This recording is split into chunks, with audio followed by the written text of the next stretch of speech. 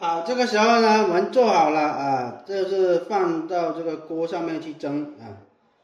然后呢，盖上盖子，打开这个火最大，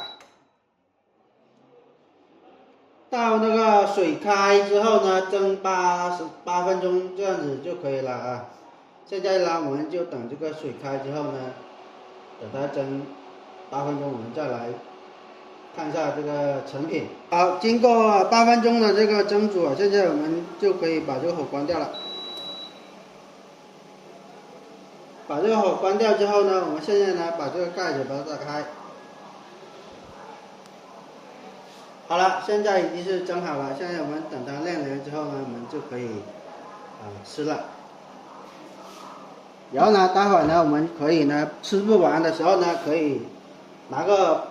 保鲜膜来，然后呢把它包好，把它包好，这样子呢就可以放起来了。如果呢想呢它这个不粘手是吧？可以呢在这个表面呢刷一层这个花生油，这样子的话拿起来的话就不粘手了。这个大家可以刷也可以不刷这个看自己来我们呢做出来的话就可以也是可以直接吃如果想放起来不粘手，就刷一层这个花生油就可以了。我们制作这个广西客家爱糍粑的时候呢，要注意一点呢，就是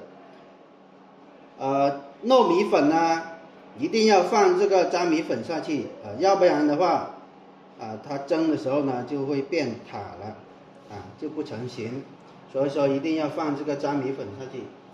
2斤的这个糯米粉呢，放这个半斤的这个粘米粉，然后呢这个再加上这个8两的这个